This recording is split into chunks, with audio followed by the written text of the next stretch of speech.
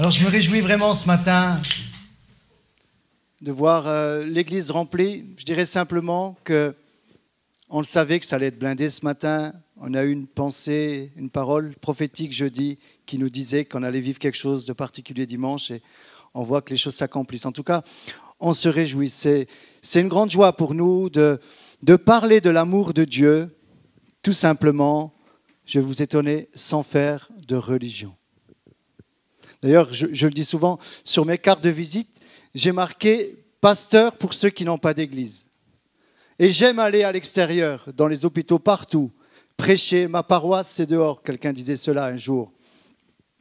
Alors ce matin, je vais parler de l'amour de Dieu, d'une certaine façon. De l'amour du Père. Alors on va faire une longue lecture dans Luc 15. Ces 3 paraboles qui en réalité donnent un seul message.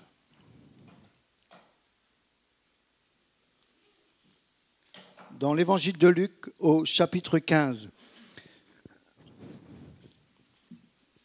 Donc pour vous décrire la scène, Jésus est là, en train de faire des miracles, il enseigne la foule, et il y a des contradicteurs, des détracteurs. Ils sont là pour essayer de piéger, pour dire que ce que Jésus fait n'est pas bien. Simplement parce que il y avait des gens de mauvaise vie, des publicains. Les publicains, c'est ceux qui recueillaient les impôts et qui en rajoutaient un peu dans leur poche. Et donc, ils n'étaient pas tellement aimés des religieux. Et donc, lorsque Jésus va commencer à manger avec des gens de mauvaise vie, comme dit la Bible, ça fait des jaloux. Et c'est souvent les religieux qui nous font des problèmes. Excusez-moi. On commence. Tous les publicains et les gens de mauvaise vie s'approchaient de Jésus pour l'entendre.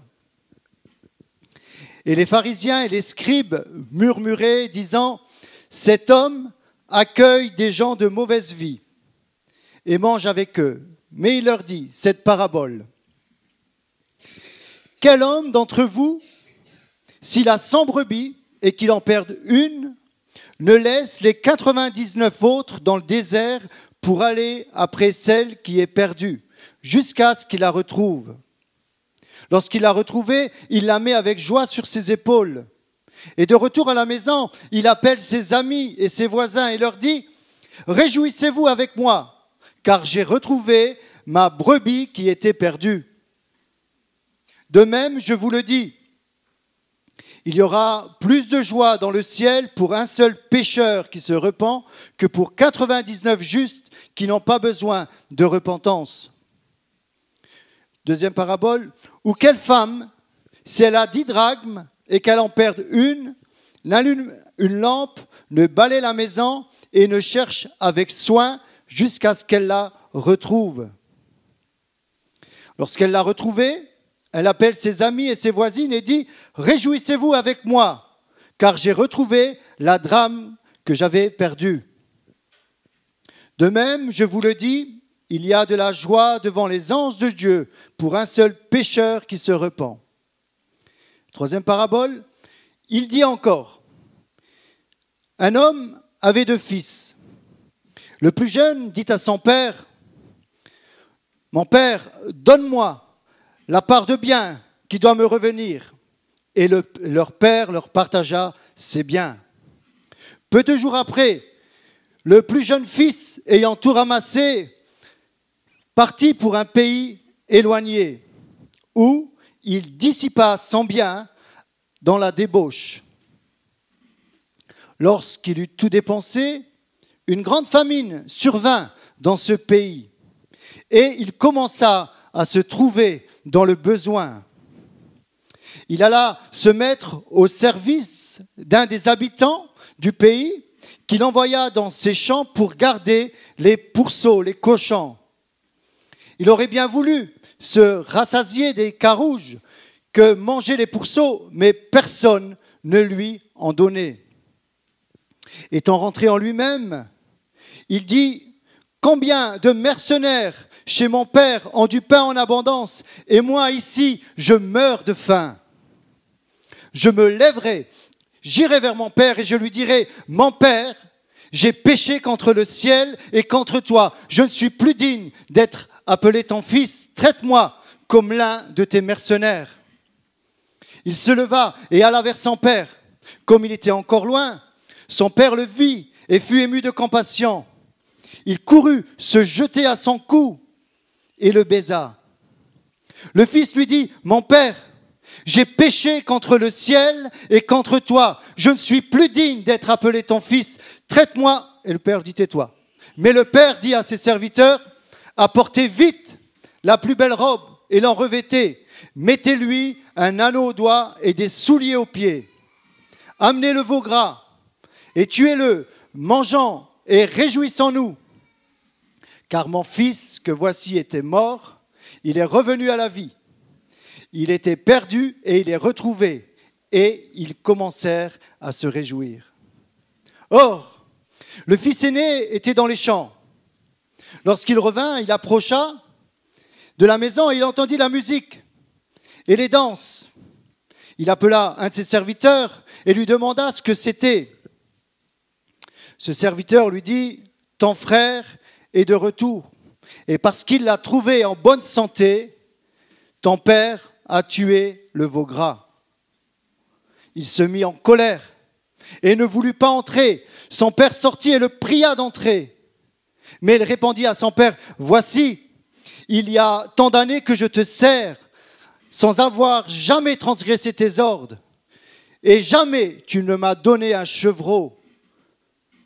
Jamais j'ai transgressé tes ordres. » J'ai inversé. « Pour que je me réjouisse avec mes amis. Et quand ton fils est arrivé, celui qui a mangé ton bien avec des prostituées, c'est pour lui que tu as tué le veau gras. » « Mon enfant, lui dit le père, tu es toujours avec moi et tout ce que j'ai est à toi. Mais il fallait bien s'égayer et se réjouir parce que ton frère que voici était mort et qu'il est revenu à la vie, parce qu'il était perdu et qu'il est retrouvé. » Amen. Amen.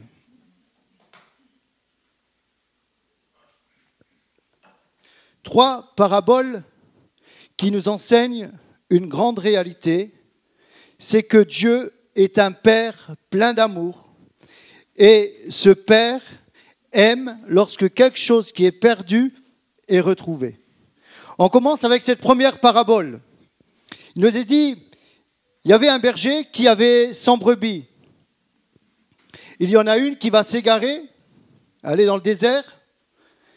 Et le berger voit cela et il sait très bien que s'il ne va pas chercher cette brebis, c'est la mort assurée.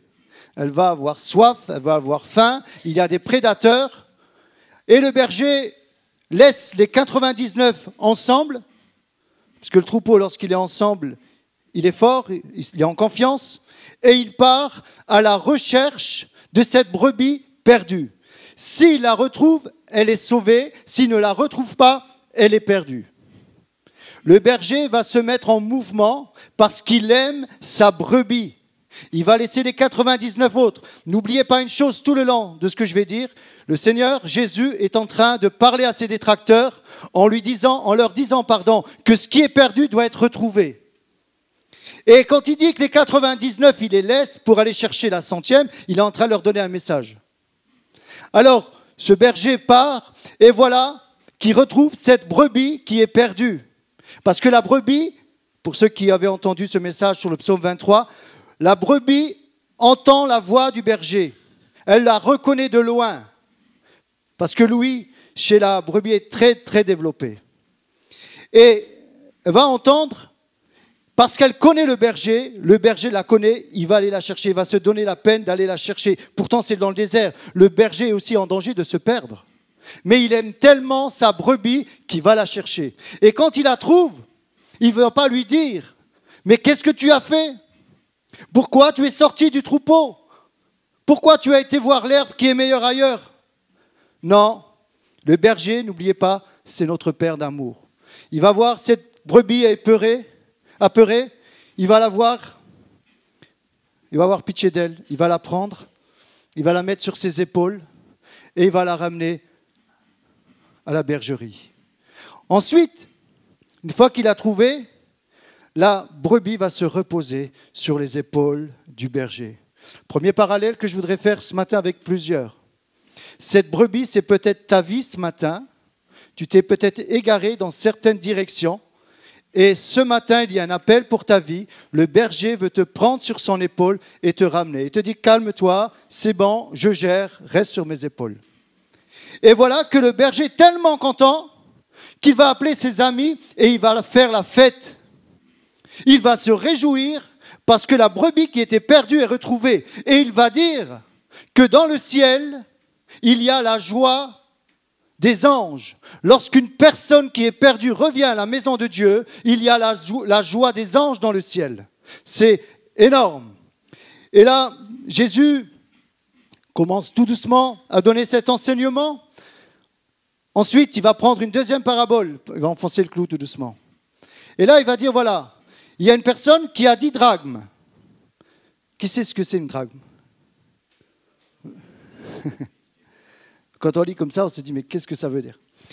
Une femme, avait 10 drachmes. La drachme, c'est une pièce d'argent. Et avant le mariage, il fallait sur un collier, sur une parure, avoir 10 drachmes. Et lorsqu'il y avait les 10 drachmes, on pouvait aller se marier. Et voilà que, par mégarde, je ne sais, elle va perdre une drachme. Et c'est dramatique. C'est dramatique parce que, en fait, imaginez-vous, dans le cœur de la fiancée, imaginez Tanina, qui est venue avec ses parents, qui veut se marier bientôt avec Timothée, et...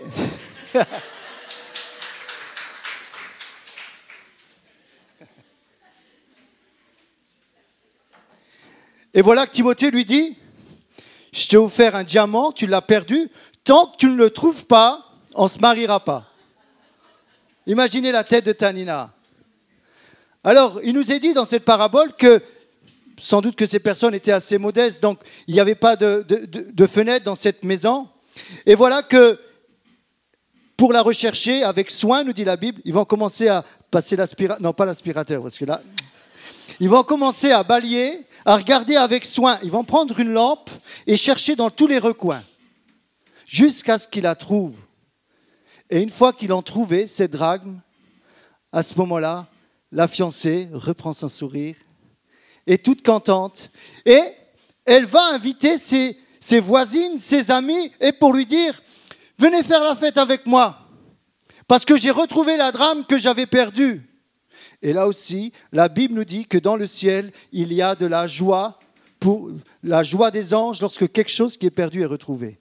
Mais là, dans cette deuxième parabole, il nous est parlé d'un objet inanimé qui n'a pas de sentiment. Peut-être c'est aussi les détracteurs de Jésus là qui prennent un message. Une drachme n'a pas de sentiment, mais la joie, elle est procurée au berger. La joie est procurée à celle la fiancée qui va bientôt se marier. Troisième parabole, et là je voudrais prendre un peu plus de temps. Il y a une famille assez noble, et dans cette famille, il y a 2 fils, le père, la mère sans doute, je crois qu'elle ne fait plus partie de ce monde. Et voilà que dans ces 2 jeunes, le plus jeune dit à son père, « Mon père, donne-moi la part de bien qui me revient parce que je veux aller faire ma vie. » Je ne sais pas si vous imaginez ce que ça peut faire pour un père, pour une mère. En réalité, ce jeune, il veut aller faire des expériences dans un pays éloigné et il demande à son père son héritage. C'est comme s'il était en train de dire à son père, c'est comme si tu étais mort en fait. L'héritage avant que tu sois mort, donne-moi-le tout de suite. Je veux aller faire ma vie. Et là, nous voyons une attitude du père qui est exceptionnelle.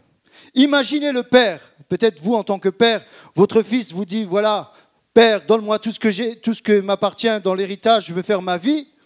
Souvent, qu'on aurait peut-être une attitude qui serait différente pour certains. Peut-être certains se mettraient eux en colère et lui en mettraient une, je ne sais pas ce qu'il faudrait dire, suivant les caractères. Mais moi, je sais que j'aurais du mal. Imaginez qu'Alexandre, il me dit, papa, donne-moi la part de bien. Ben, il n'y a pas de problème, je n'ai pas de bien. Pour certains, c'est plus facile. Maintenant, j'ai une belle voiture qui m'est venue du ciel. Et c'est vrai, Dieu m'a béni au travers de Gino, mon meilleur ami. Voilà, bref, ce n'est pas le sujet. On met ça de côté. Et donc, imaginez la scène.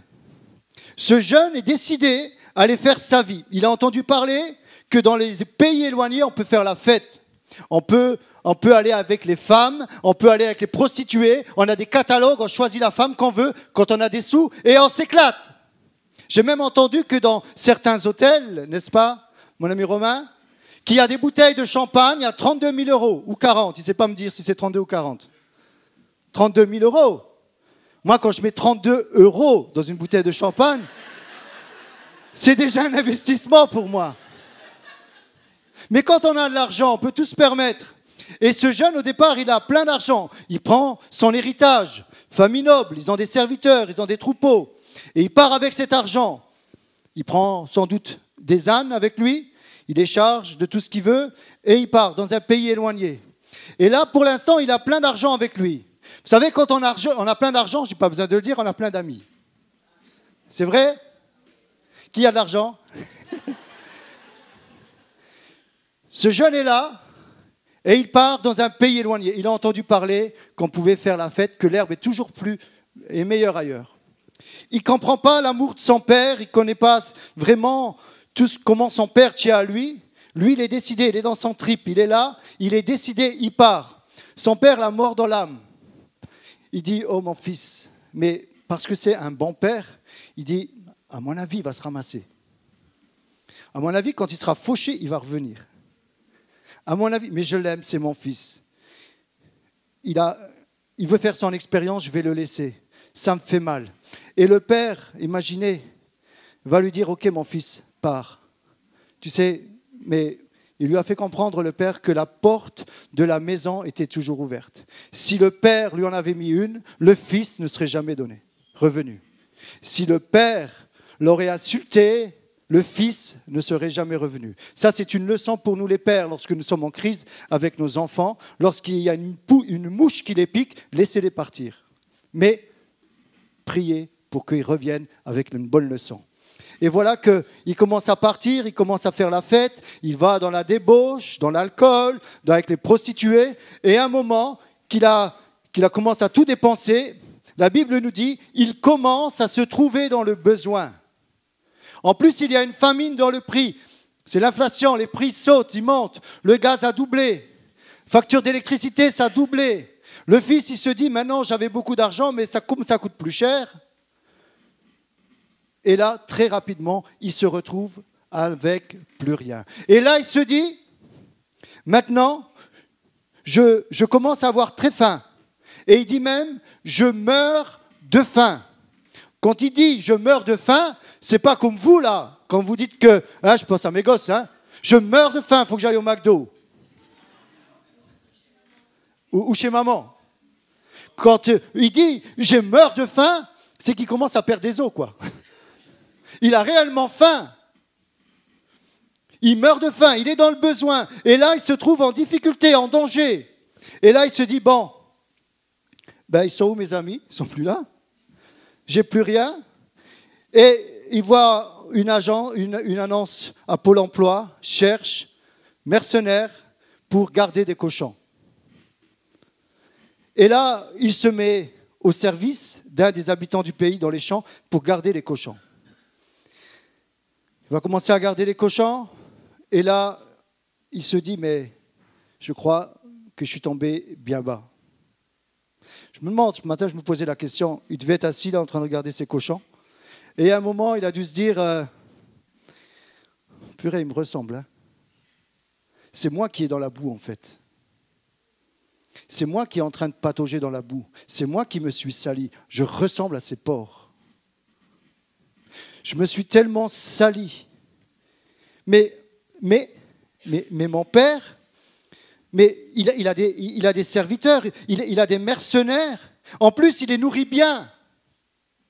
Il leur donne du pain, il leur donne tout ce qu'il faut. Ils sont bien. Parce que lui, il était en train de donner à manger aux porcs. Il voulait prendre des carouges que mangeaient les porcs. Il ne pouvait même pas prendre. C'est des racines. Il ne pouvait même pas manger cela. Et là, il dit, je suis bien tombé bas. J'ai faim. Et là, la parole la plus importante qu'il faut retenir ce matin, c'est celle-ci. La Bible nous dit, étant rentré en lui-même. Il fait un état des lieux. Il se dit, ok, je crois que je suis passé à côté. Je crois que j'ai fait mes expériences. Finalement, je me suis rendu compte que cette femme-là, elle m'avait fait le grand jeu.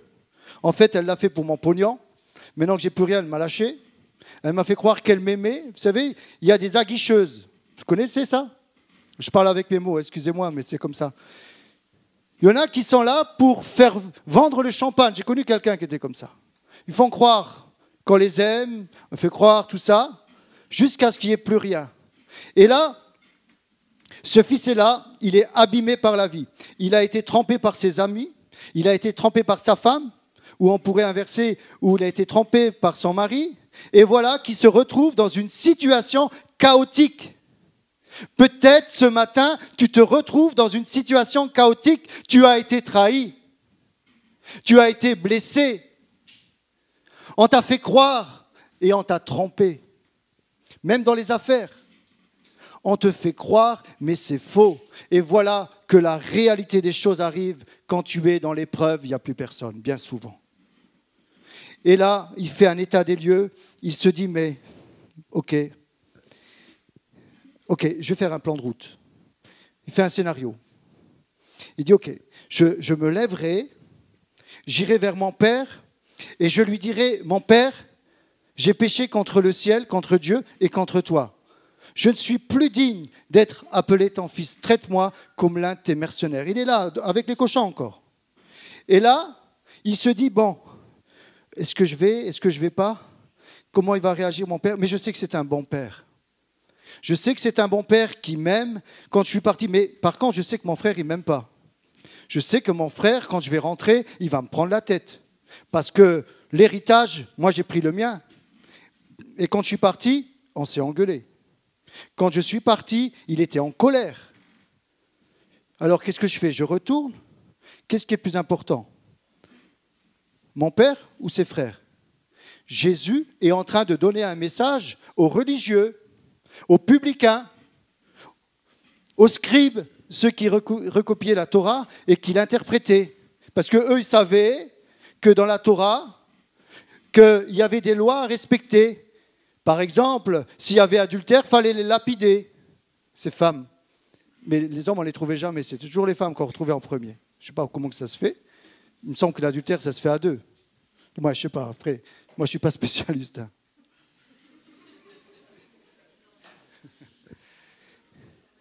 Et donc, il se dit, allez, je fais le pas. Mon frère, il va falloir le gérer.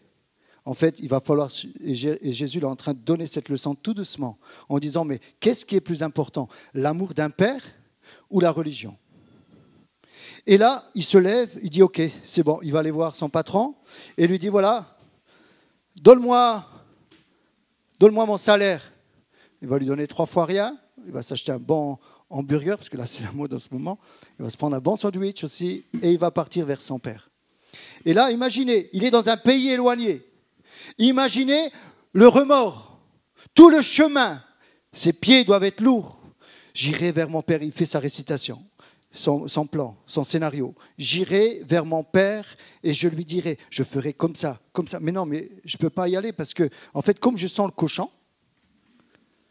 si je touche mon père, si je viens vers lui, je vais le souiller. Parce que dans la loi juive, déjà garder les porcs et les toucher, c'était considéré comme impur. Et le fait de le toucher, il va souiller son père. Donc, il était dans sa tête en train de se battre avec plein de choses. Et tout d'un coup, il dit, bon, j'y vais quand même. Et imaginez la scène. Il arrive de ce pays éloigné. Il est fatigué. Il en a marre de la vie. Il a failli se mettre une balle, mais il s'est retenu. Il s'est dit, j'ai essayé de changer de vie. Qu'est-ce que je fais? Je passe l'arme à gauche ou je continue? Finalement, la raison l'emporte. Il dit, je vais chez mon père. Et là, il va chez son père. Et là, tout doucement. Et voilà la scène. De loin, il y a son père qui le voit. En fait, son père, il l'attendait. Il attendait qu'il revienne pendant tout ce temps. Je ne sais pas combien de temps ça durait, mais le père attendait son fils avec amour. Il était là, il veillait chaque jour à la fenêtre. Est-ce que c'est aujourd'hui qu'il vient? Non. Allez, je vais continuer à prier. Je vais continuer à prier. Chaque jour, il regarde. Et voilà qu'un jour, il le voit de loin. Mais ils me disent, mais c'est mon fils. Et là, le père, ça ne se faisait pas. Le père court vers son fils. C'était une famille noble. Ça ne se faisait pas. Il y avait des protocoles, même avec les enfants. Mais là, le père, il dit, j'en ai rien à faire du protocole. C'est mon fils avant tout. Peut-être tu es parti de la maison du père. J'aimerais te dire, quel que soit ce que tu as fait comme péché, quel que soit, même si tu as gardé des cochons, même si tu as fait des choses qui n'étaient pas bien, et tu le sais, j'aimerais te dire ce matin que Dieu te pardonne. Et si la religion ne te pardonne pas, Dieu te pardonne. Mais il y a repentance. C'est-à-dire, tu rentres en toi-même et tu comprends que tu as déçu le Père. Tu comprends que tu as fait du mal au Père. Et là, le Père court, il prend son fils. Et le fils, il avait fait son scénario. Il dit, OK. J'avais dit, oui, OK. Père, mon Père, il récite. Mon Père, j'ai péché contre le ciel, d'abord contre Dieu, et contre toi. Je ne suis plus digne d'être appelé ton fils. Il voulait dire, traite-moi comme là. Et ce père, il le prend, il dit, tais-toi. Dieu ne nous culpabilise pas, Dieu nous aime et Dieu est en larmes. Dieu pleure lorsque tu pars de la maison, lorsque tu souffres dans ta vie, Dieu pleure. Peut-être tu as prié, tu as dit, mais Dieu, t'es où? Dieu te répond ce matin, il est là. Il est là, mais est-ce que toi, tu es rentré en toi-même? Est-ce que tu as fait un état des lieux? Ce n'est pas simplement une petite prière comme ça, en disant, Dieu, si tu es là, viens m'aider dans ma vie, viens prendre mes problèmes. Ça, c'est la même chose. Si tu prends 1 euro, tu vas dans une... Vous savez, les bouteilles de coca, là, vous mettez 1 euro et ça sort tout de suite. Des fois, on croit que notre prière, c'est comme ça. Je fais une petite prière et ça doit tomber du ciel. Non, mais tu sais qui c'est, Dieu? Mais tu sais qui tu es, toi? Si tu veux que Dieu te réponde, commence à te mettre à genoux. Et à comprendre que c'est toi qui es souillé. Et que Dieu est Dieu, Dieu est grand, Dieu est saint. Et là, il va comprendre. Il est prêt à dire, traite-moi comme l'un de tes mercenaires. Il dit non. Tout de suite, il donne ses ordres à ses serviteurs. Apportez vite. D'abord, qu'il passe à la douche. Ça, c'est pas écrit, hein. Mais ça, je le sais. Parce que quand j'étais petit, on avait des porcs à la maison. Pas à la maison, hein. On avait une petite ferme comme ça. Et puis moi, j'aimais bien les garder. Et je savais que ça sentait mauvais à un moment. Il fallait les changer. Je sais que la pisse de porc, franchement, ça s'imprègne sur vous. Imaginez ce jeune qui est imprégné de l'odeur. Et quand le père va serrer son fils, je pense qu'en cachette, le père, il devait faire ça. Mais le père accepte de serrer son fils et il baisa à son cou. Ça veut dire que le père va se souiller. Il va devenir impur à cause de son fils, à cause de la loi, à cause de la religion. Le père est en train de dire, comme Jésus est en train de dire à ses religieux, ce qui est important, c'est l'amour d'un père, ce n'est pas la religion. On n'est pas esclave d'un système, des dogmes. Ton père t'aime et il est là ce matin pour te le dire et tu vas voir, si tu lui fais confiance, ta vie va changer. Ta vie va changer, ce n'est pas du pipeau que je vous raconte ce matin. Je l'ai vécu il y a plus de 35 ans presque. Et lorsqu'un jour j'ai crié à Dieu, je n'étais pas dans la religion, j'avais les cheveux longs, je traînais avec mon ami Gino, on a fait les 400 coups, il est témoin, tu ne vas pas tout dire non plus. Mais une chose est sûre, le jour que Dieu m'a touché, je suis rentré en moi-même et j'ai changé. Et aujourd'hui, je fais partie sur la liste des hommes les plus heureux de la planète Terre. Je ne dis pas ça pour faire bien, hein. Je suis réellement heureux parce que dans mon cœur, il y a la vie de Dieu qui habite. Et quand je ne suis pas bien, la vie de Dieu est là. Il y a la paix de Dieu. Quand je traverse des galères, il est là pour me dire, t'inquiète pas, je suis là. Comme ce berger qui prend la brebis sur ses épaules. Quand je suis en difficulté, je sens cet amour du Père. C'est pour ça que ce matin, je suis là en train de vous parler de l'amour du Père parce que je l'ai découvert. Peut-être tu as été déçu par ton Père. Peut-être ton Père aussi, il ne faut pas lui en vouloir. Il n'a pas su t'aimer parce que lui aussi n'a pas été aimé. On ne peut pas donner ce qu'on n'a pas. Peut-être certains ont été déçus de leur père. Leur père les a maltraités. Certains même ont été abusés par leur père. Certains, quand on parle du père, c'est comme dans un moteur de recherche. Père, c'est mauvais. On a connu une personne, tout au début, quand on a commencé l'œuvre au Luxembourg, et je me rappelle, on parlait de l'amour du père, et quand on a parlé de l'amour du père, elle a commencé à pleurer. Elle me dit, mais non, arrêtez. Moi, mon père, vous ne savez pas ce qu'il m'a fait. Et là, j'ai compris que pour certains, quand on parle du père, ceux qui ont eu la chance d'avoir une belle expérience, ils pensent autrement. Mais ceux qui ont eu une mauvaise expérience du Père pensent vraiment différemment. Mais j'aimerais dire ce matin que ce Père, dans la Bible, ce Père céleste, notre Dieu qui est au ciel, c'est un Père d'amour. Tu es loin et très loin de t'imaginer comment il t'aime et comment il est prêt à prendre ta vie dans ses mains. C'est un Père d'amour, ce n'est pas de la religion. Ce que Dieu veut avec toi, ce n'est pas une religion, c'est une relation. De père à fils, de fils à père. Et là, le père, il dit, vite, apportez la plus belle robe, des souliers, un anneau au doigt. Cela est fort de symbole. La plus belle robe nous parle de la justice. Et là, maintenant, il y a un parallèle à faire avec Jésus. C'est Jésus qui nous couvre de sa justice au travers de sa robe de justice. Et lorsqu'il dit, donnez-lui une robe, c'est pour enlever sa souillure, ces vieux haillons là, ces vieux habits de son ancienne vie. Donnez-lui quelque chose de nouveau. Ce matin, Jésus a une nouvelle robe pour toi. Même si tu es un homme, tu auras une robe. Une robe qui te parle de la justice, qui te parle du pardon. Qu'importe ce que tu as vécu, Dieu ce matin s'engage à te donner quelque chose de nouveau dans ta vie. Fais-le pas ce matin, fais-le. Il va lui dire, donnez-lui des souliers. Les souliers, c'était pour les enfants de la maison.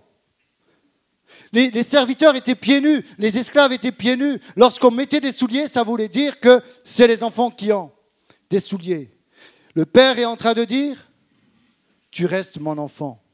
Le fils voulait dire, traite-moi comme un mercenaire. Et le père lui dit, non, pour moi, tu restes mon fils. Même si tu as fait des choses difficiles, tu restes mon fils. Ma fille, peut-être tu as fait des choses difficiles, tu es culpabilisé dans ta tête. Peut-être certains ont des péchés assez graves, ils sont culpabilisés pour ça. J'aimerais dire que la culpabilité ne vient pas de Dieu. Mais par contre, Dieu accepte ta confession et il te donne une nouvelle chance. Mais il faut se repentir pour cela. Il faut rentrer en soi-même et comprendre quand c'est trompé, qu'on a péché contre le ciel et contre notre Père, ou nos amis, ou ceux, ou nos femmes, ou qu'importe. Il va lui dire, mettez-lui un anneau au doigt. L'anneau, c'était l'alliance, c'était la marque de la famille. Il y avait un sceau dessus. On reconnaissait les familles avec les alliances, avec les sceaux. Et lorsqu'on mettait le sceau, on savait que ça, c'est la famille Mazéi. Chaque famille noble avait son sceau. Ça voulait dire qu'ils avaient l'autorité du père, ils pouvaient travailler sous l'autorité du père. Et là, le père est en train de dire à son fils, je te donne un anneau, l'alliance te reste pour ta vie. Parce qu'une alliance, c'est sans fin. Une alliance, c'est souvent fait avec deux personnes. Dieu n'est jamais sorti de l'alliance. C'est lui qui est sorti de l'alliance. Mais l'alliance, elle est toujours actuelle pour ta vie. C'est toi ce matin, sans connaître les choses, tu es sorti de l'alliance de Dieu. Mais tu peux revenir à nouveau et rentrer dans l'alliance de Dieu pour ta vie. Tu peux revenir ce matin. Le Père ne te condamne pas, il te remet un anneau au doigt et il lui redonne l'autorité. Mais voilà, ça ne s'arrête pas là.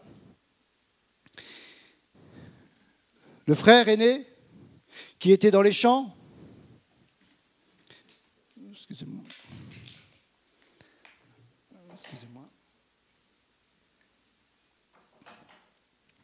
Il y a le frère aîné qui est là dans les champs, qui revient de son boulot. Il a bien travaillé comme un brave, il a tout fait les choses carrées, comme un serviteur, sans comprendre qu'il était le fils, mais ce n'est pas grave, il servait vraiment son père comme il fallait. Il rentre et là, il entend de loin la musique. Il entend la musique. Et là, il appelle un de ses serviteurs et lui dit, mais c'est quoi cette musique? Et là, le serviteur lui dit, mais c'est ton père. Ton frère est revenu.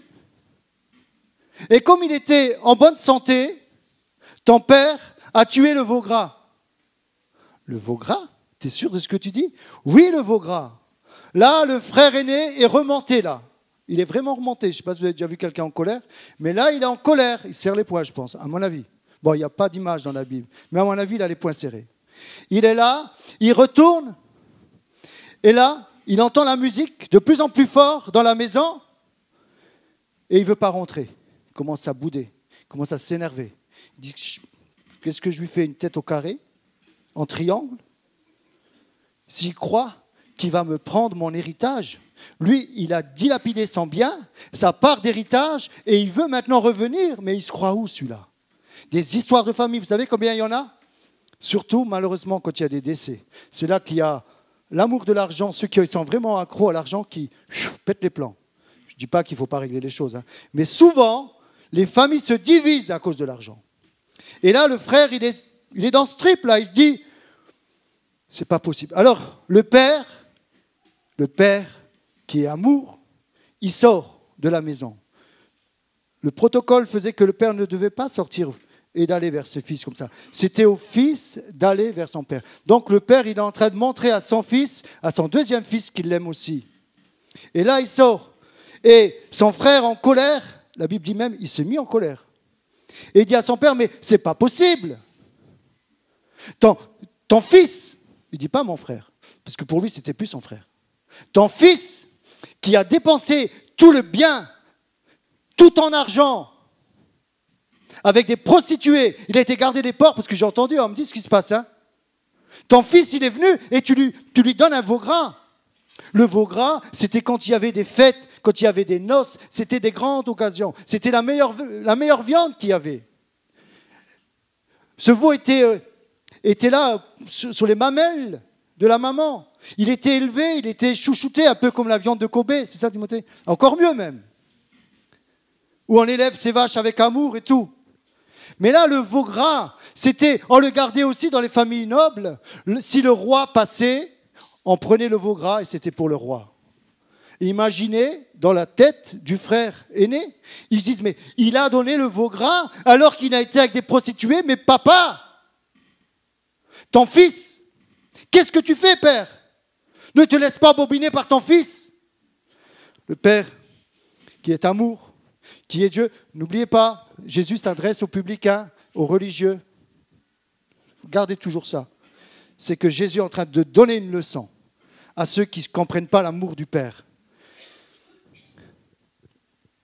Le Père est là, le Fils est là, et le Père lui dit, écoute mon enfant, il fallait bien se réjouir, parce que ton frère qui était mort, c'est comme s'il était mort. S'il était mort, qu'est-ce que tu aurais fait? Peut-être tu aurais été content. Mais un père ou une mère, parce que tu es en conflit, mais un père ou une mère, s'il perd un fils, malheureusement certains ont vécu ça, ils savent ce que je veux dire. Hein. Quand tu perds quelqu'un, tu prends un coup. Malheureusement, j'ai perdu mes parents et je sais ce que c'est quand on perd un être cher. Et là, le père est en train de dire, ton frère, c'est comme s'il était mort. Tu comprends qu'il était mort et maintenant il revient à la vie. Résurrection. Mais il faut s'égayer, il faut faire la fête. Est-ce que tu comprends? Est-ce que tu comprends ce que je suis en train de faire là? Souvent, c'est quand les gens sont morts qu'on dit « Oh, il était bien, il était brave ». Et on met des fleurs. Attendez pas ce moment-là.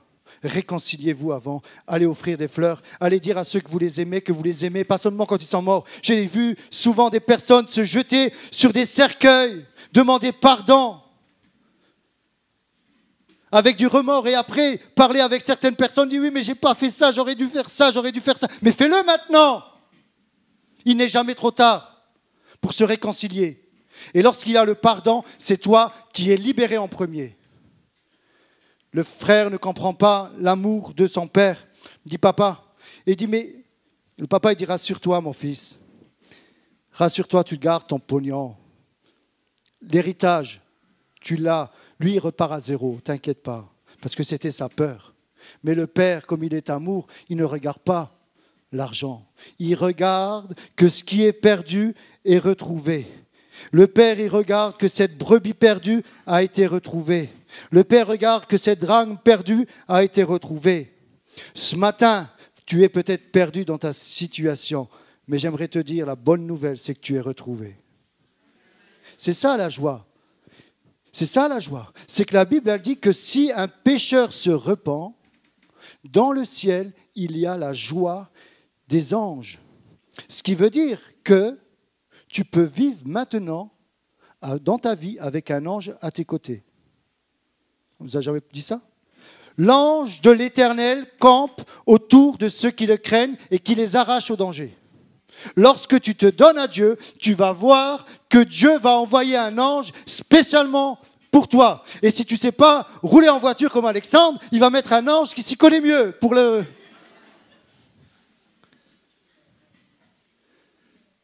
Dieu veut nous envoyer un ange qui nous arrache au danger. Mais donne ta vie à Jésus ce matin. Donne ta vie à Jésus, tu seras gagnant.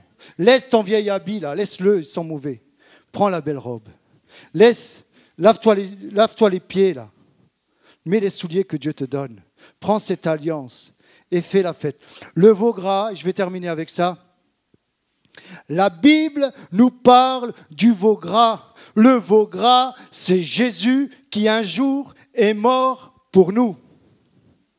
Ce veau gras, c'est le sacrifice de Jésus qui a été fait à la croix. Pourquoi? Parce qu'il fallait un moyen de pardon pour nos vies.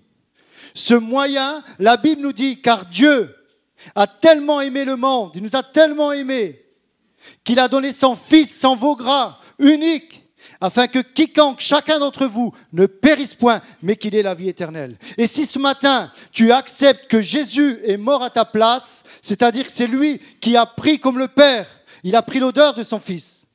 Il y a un transfert qui se fait. Jésus te donne cette robe blanche, se donne sa justice, et toi, tu lui donnes ta misère et tes péchés. C'est une réalité. Jésus est ce veau gras. Il a fait pour nous une alliance. Pour ceux qui connaissent un peu la Bible, Jésus va instituer ce qu'on appelle la Sainte Seine. Il va parler du pain et du vin en disant que ceci est mon corps qui est rempli pour vous. Faites ceci en mémoire de moi. Jésus a institué la Seine. Il est en train d'instituer le veau gras qu'il faut le rappeler. Jésus, c'est ce veau gras qui a été donné pour toi. Ce matin, ce Père d'amour est là au milieu de nous. Peut-être tu n'as pas eu la chance de vivre cet amour de Dieu. Peut-être tu ne connais pas Dieu. Peut-être tu es là pour la première fois.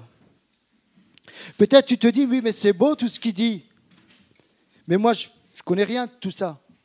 J'aimerais te dire, comme je le disais en introduction, le Dieu d'amour que nous servons, c'est un Dieu de relation. Il veut établir une relation avec ta vie, dans l'intimité. Il veut prendre ta vie, il veut la malayer. Il veut prendre ta vie, il veut en prendre soin. Peut-être ce matin, tu as besoin d'une intervention divine dans ta vie. Peut-être tu es meurtri parce que tu as été déçu au niveau des sentiments, trahi, trompé. Peut-être c'était dans la famille, une femme, un homme. Peut-être tes parents. Peut-être tu as des remords dans ta vie. J'aimerais te dire ce matin, comme le disait Alexandre, si vous êtes là, ce n'est pas un hasard. Il y a un rendez-vous de Dieu pour ta vie. Il y a un rendez-vous de Dieu. Saisis l'occasion ce matin, l'opportunité. Laisse Dieu rentrer dans ta vie, dans ton cœur. Laisse ce Dieu d'amour et tu vas commencer avec lui une relation d'amour que tu ne connais pas. Je ne parle pas de religion comme je l'ai dit, mais là tu vas découvrir jour après jour qu'il est celui qui te garde. Tu vas découvrir jour après jour qu'il est celui qui a un plan pour ta vie. Il veut se servir de toi. Tu vas comprendre. Tu fais peut-être un état des lieux de ta vie ce matin. Tu dis, mais qu'est-ce que ma vie? si demain je meurs, qu'est-ce que j'ai fait de ma vie? J'ai une belle maison, des beaux enfants, une femme, une belle voiture, en plus une Opel. Peut-être ce matin, tu te dis, c'est quoi ma vie? Si demain tu meurs, est-ce que tu es sûr d'aller au ciel? Est-ce que tu as fait la paix avec ton Père Céleste? On ne sait pas. Il peut nous arriver des fois des choses. Mais j'aimerais te dire, tu peux repartir à zéro. Tu peux repartir avec quelque chose de nouveau dans ta vie. Tu peux redémarrer une nouvelle relation avec un Dieu d'amour, pas un Dieu de religion. Tu peux découvrir l'amour du Père qui est là pour toi, qui est là pour te prendre. Dieu a vu ce que tu as vécu. Dieu a vu tes larmes. Le Père a vu tes larmes. Mais le Père attend que tu reviens à la maison et que tu comprennes, tu rentres en toi-même et tu demandes pardon au Père. Retenez ce matin, étant rentré en lui-même, et il va dire, j'ai péché contre le ciel et contre toi. C'est important de demander pardon à Dieu et de se repentir, pas du bout des lèvres, mais de s'engager avec Dieu à ne plus faire les mêmes choses. Et tu verras, ta vie va être complètement différente. Ce n'est pas pour les personnes âgées, oh la religion, non. Il y a beaucoup de jeunes au milieu de nous et je me réjouis. J'aimerais te dire que ce Père d'amour va te faire sentir qu'il t'aime.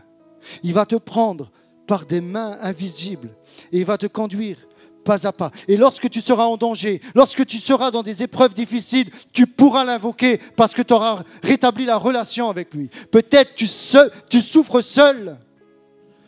J'aimerais dire que quand tu connais Dieu, tu n'es plus seul. J'ai vécu ça aux soins palliatifs. J'ai vu des personnes qui connaissaient Dieu et d'autres qui ne connaissaient pas Dieu. J'ai eu le privilège d'accompagner des personnes qui avaient la foi. C'est magnifique, même en fin de vie. Mais par contre, j'ai vu des personnes hurler la mort, la peur. Qu'est-ce qu'il y a? Oh, moi je crois pas en Dieu. Mais quand arrive le jour de la mort, tu changes. Des fois, tu changes de raisonnement. Et là, tu as des peurs. J'aimerais dire, la Bible est un livre d'amour. C'est un livre qui ne te condamne pas, mais elle te dit, choisis le bien. Ne choisis pas le mal. Peut-être tu t'es trompé. Allez, on efface tout ça, on repart à zéro. Fais-lui confiance ce matin. Je vous invite à fermer vos yeux.